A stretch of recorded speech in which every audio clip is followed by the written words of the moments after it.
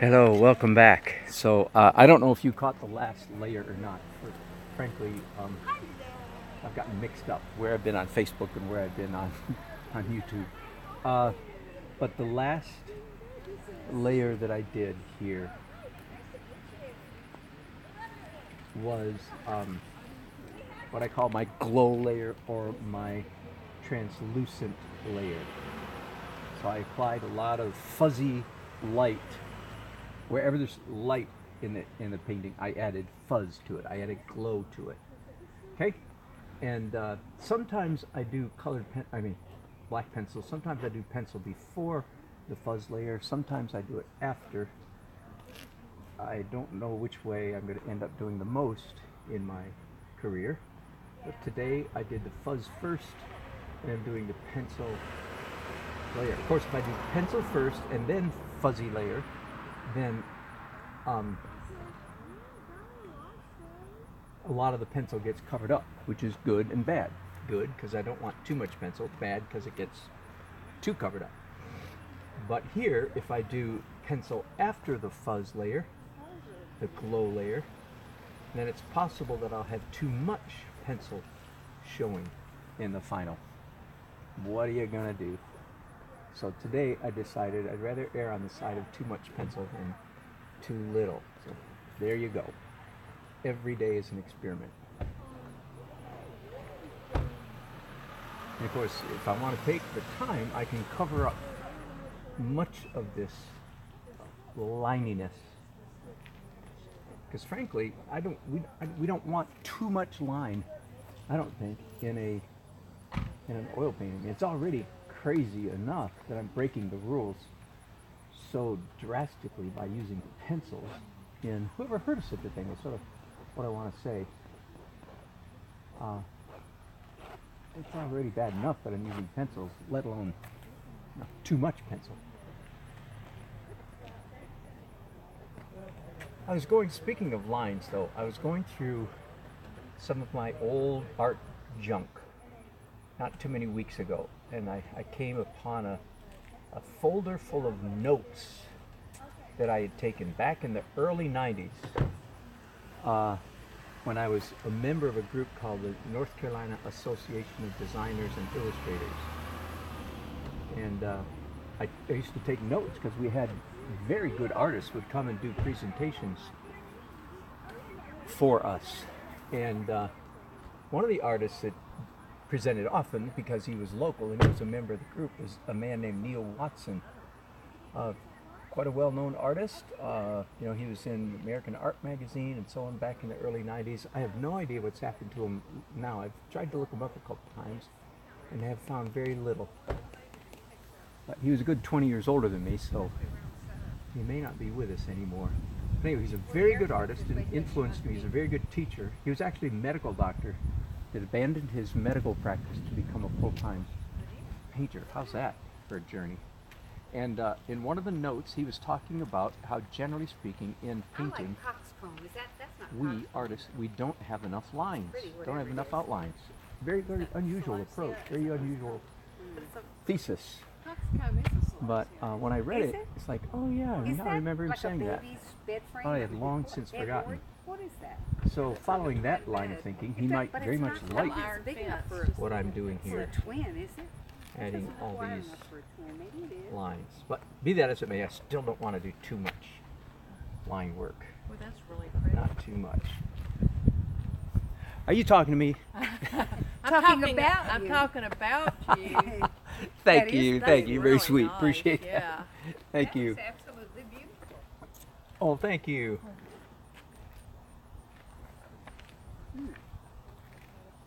Oh wow, look at those big, and she's got them in pots. You're right. There's no way I'm going to have as much I love these variety, mixed together with in this painting as there is in this garden. I mean, there's probably 50 different kinds of plants in front of me right here, and I can't attain to that degree of complexity. I think it would be a mistake to try, frankly. Okay, I'm thinking that's enough pencil. So I am finally down to the very last layer, and I'm thinking, well, I'll start out with you guys watching, and then I'll switch shortly. So the last layer, pardon me, you may listen. I'm talking to nobody that's watching me. They will watch me. Yes, they will. The last layer is light, opaque. Those two terms are almost synonymous, right? Light and opaque. You get opaque by getting light. You get light by getting opaque. You add white to make opaque, and you make light. Light, opaque, highlights, details. Either of those words would suffice. And the big question always at this point is where to start. 4 options. Start with the sky, furthest away thing. Number 2, start with some local color. Like sometimes if you're doing a painting of a red caboose, I can't proceed. I feel like I can't make progress on the painting until I get the caboose kind of red. You know what I mean? So that's the sky, far away thing, sky, local color, the lightest, lightest, brightest thing in the painting, and or the focal point. And I believe on this painting, I'm going to start with the focal point, which is going to be this area right here. So I need a smaller brush. Let me get, here's a flat actually. I don't know if you watched me paint the last several days. I'm doing a lot of watercolor. And ironically, in watercolor, I use mostly flat brushes. And in oil painting, I hardly use any. Can't stand using flat brushes. But I've got one right here. I'm going to try. I'm going to force myself. Watch. You just watch. So I'm going to paint here. I've already got the glow of this plant well in hand. It's already there. And now I just want to come in looking for the right color too and paint some leaves. Not too many. I don't know if I can emphasize that strongly enough, and I'm preaching that to myself. You hear that? I'm trying to tell myself. Be careful, Nelson. Watch out, dummy. Don't do too many leaves. So just where they really count the most, which we, to some degree, right up here at the top of the plant. And of course now I'm finally actually looking at the shapes of these leaves, the shape of the plant, and trying to accurately reflect that without getting all detailed about it. Man, I want even more yellow.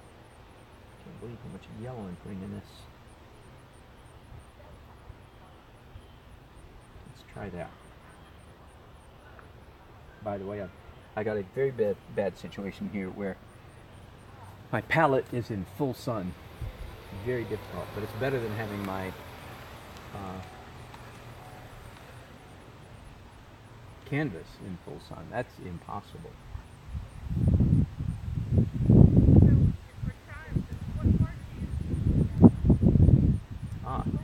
This would be a good opportunity to teach a little something. I don't know how many of you are familiar with this, forgive me, sort of housewifey, craftsy thing called one stroke. I don't know if it's still popular. I think it was popular back 20 years ago. There's some woman taught this class where she had the students do all of their paintings. Each stroke was a single stroke, and she did a lot of flowers. So in other words, she would do one petal of the rose would be, as opposed to coming back and going like that. You know what I mean? And I say when I'm teaching, sometimes when I'm teaching oil painting, everybody should know that stuff. Most of your strokes as a painter, especially when you get down to the finishing layers like this, every stroke is a one stroke. I'm not going to come in here and start tongue painting these leaves. Does that make sense? It would look horrible. I want to give the impression that each leaf was laid down with, oh, what's the word? I'm looking for that medieval courtier word again.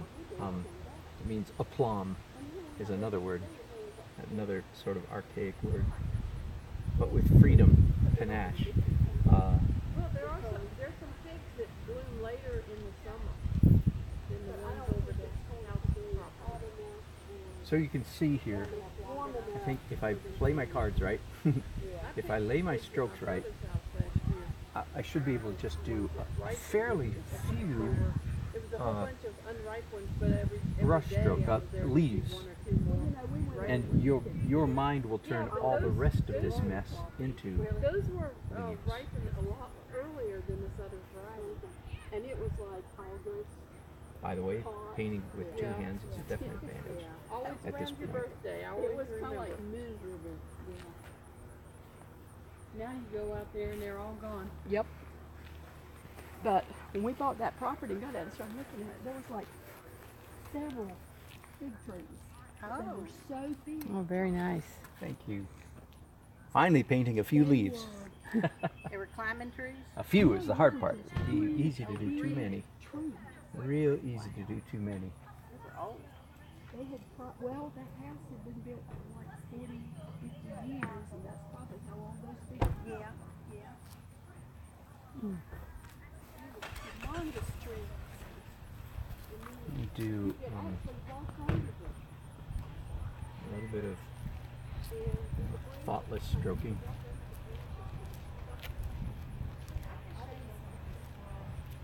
Think like a leaf in paint. Okay, I'm going to leave that so I don't accidentally do too many. And let's move on to the next most important, which is this red leaf. Let me show you what the scene looks like. Are you still watching? Okay, so that's what I'm painting. Got it? Boy, there's a blue pot over there. Anyway, there's all kinds of beautiful stuff happening in the garden. More than I can possibly capture.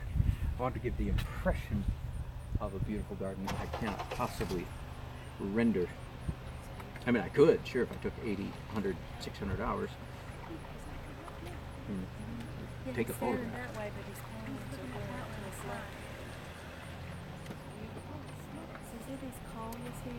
I'm going to change brushes, at least change one brush, because I want the strokes that I make to be varied.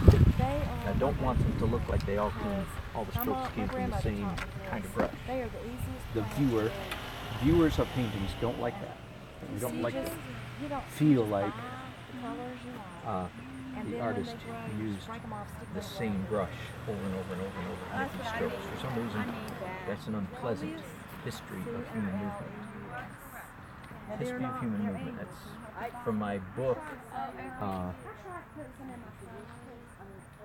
which is soon to come out, I hope. The book is The Breakable Laws of Painting. Keep an eye open for it. I will be having, announcements and so forth soon. I need more permanent rose. One of the reasons I like permanent rose so much is it's a transparent, easily made transparent. Oh, well, I say it is. Red color. Red is not usually transparent. The red. Yeah. What is that? I don't know. And then when you add kind of orange to peppers, it, yeah. it becomes closer to a true red, And here's a hay bale. whatever true red means. So, let me try it. Okay. That's bright. I need to let my eyes recover.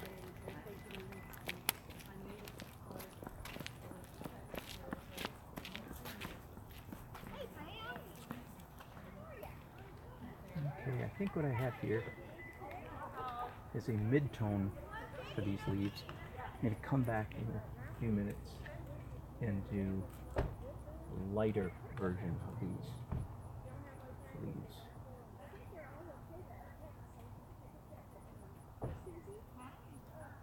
Which of course would be standard painting procedure, right?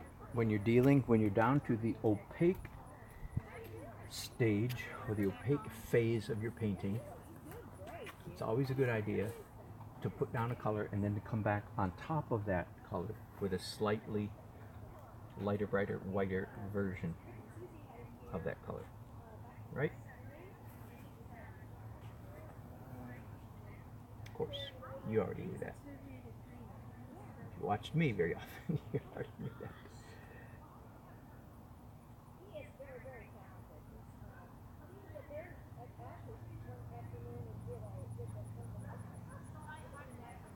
Has he been doing this all day today and he just out for one day?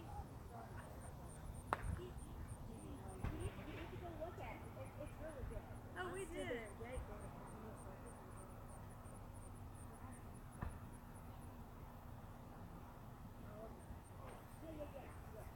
What's that camera for? He takes. I'm actually going to add some purple to this. A little bit deeper red.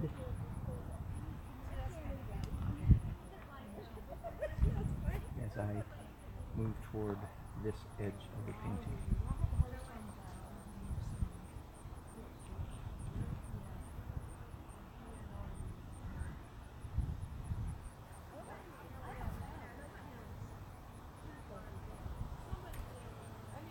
I guess I'm gonna switch again. Oh, oh, oh.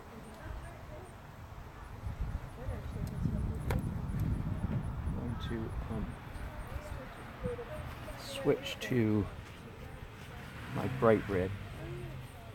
Clean these brushes fairly well.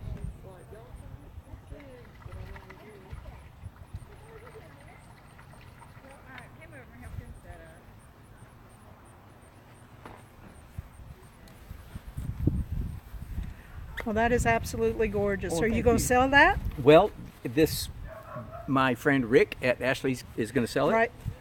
We hope. I'm here at his invitation. Wonderful. Yeah. Wonderful. Have a great day. Thank you.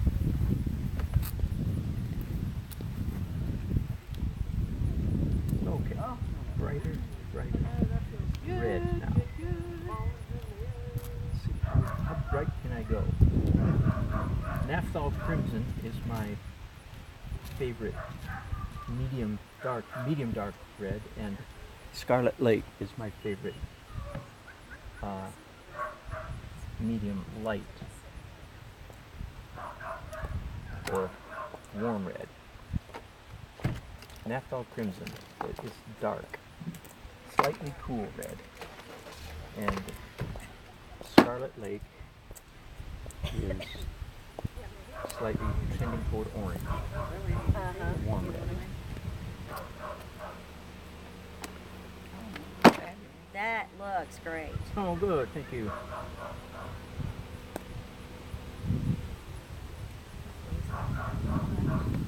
Huh? Did you get some lunch? Yes, I certainly Oops. did.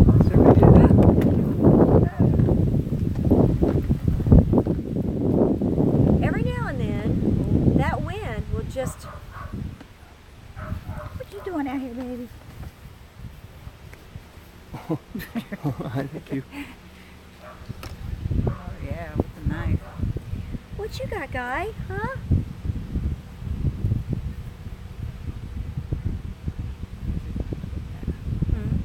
Putting some yellow in there now.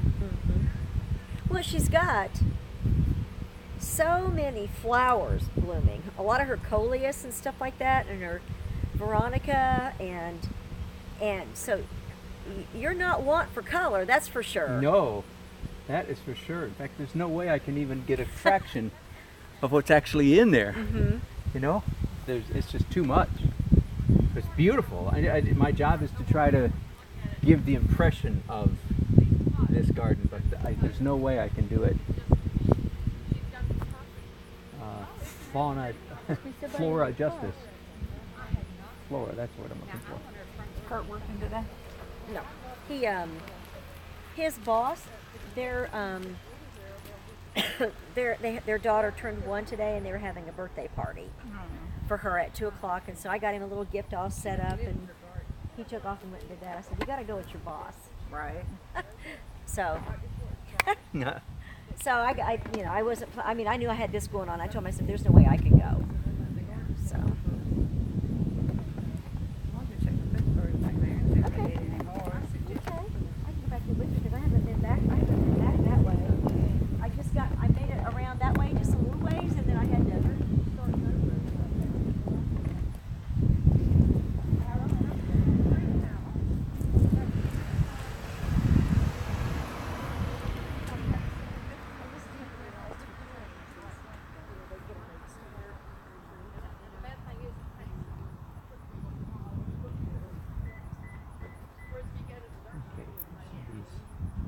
The more distant the bush is, the more abstract, of course. The fewer, like I've done, some real distinct leaves here and here. But as it goes back further, of course, those leaves need to become more and more abstract. Or they would just get way too much attention.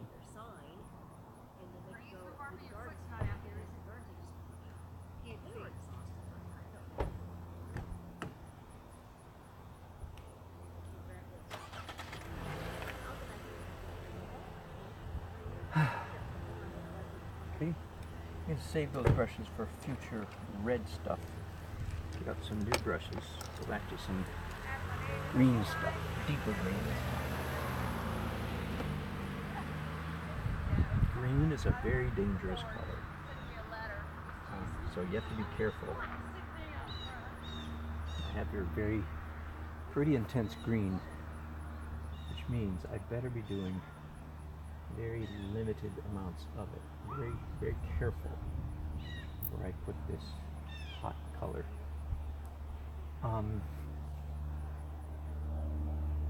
In fact, I already don't want it that hot. I'm going to tone it down right now. Right now. Let's get a...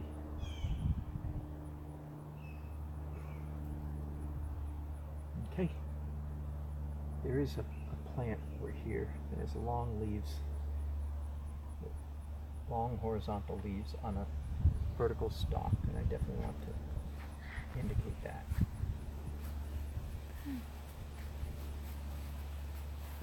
It's beautiful. Thank you.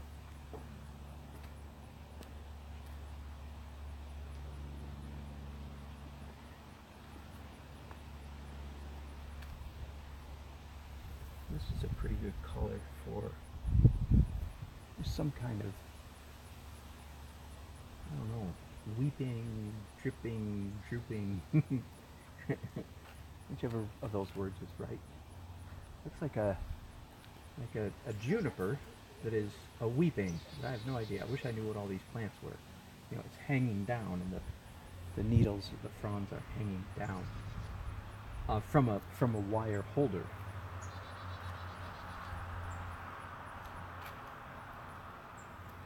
I feel like that would be an important plant to have indicated. Let's go to a medium, make it dark, medium dull green, medium dull. Making these words up as we go.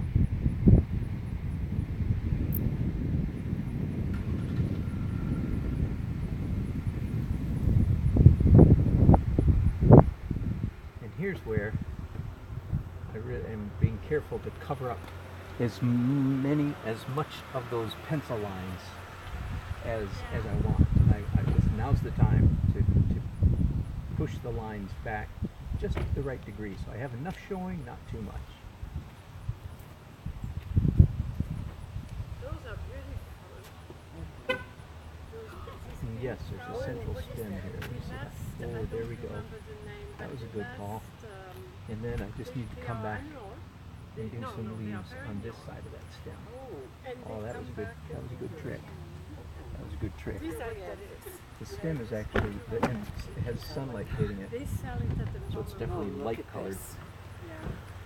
Oh my, just beautiful. Oh, thank you. Thank you. Getting there. Thank you.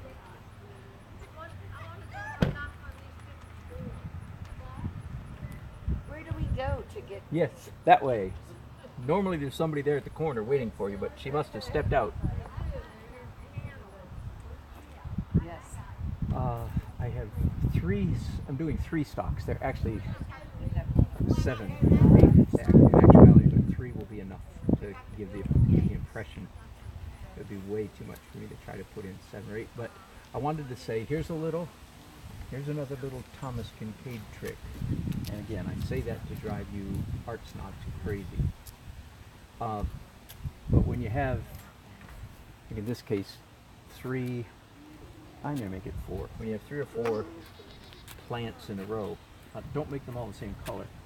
Look at his you often have a mountain scene, you know, and a bank of evergreen palm tree, pine trees, lodgepole pines, and he will be sure to have some of the trees a distinct, maybe just one tree, distinctly different color from the trees around it. And don't be a snob against Thomas Kincaid till you become a better painter than he is. And the chances of somebody listening to me who's better painter is very, very slim. So I'm telling everybody, knock it off already with the snobbery. Who knows, maybe he was put on the planet to paint sentimental stuff. Yes, we did. Hi, ladies. And he did it very well. So anyway, This pink flower. Oh, down here? you don't Yeah, have to that's do a that hibiscus. yourself. No, you do not. But if you're a painter, you'd be willing to learn anything from anybody. Yeah, I think that is probably, she's got the tag down there, and that doesn't look like it, but yeah, that's just a,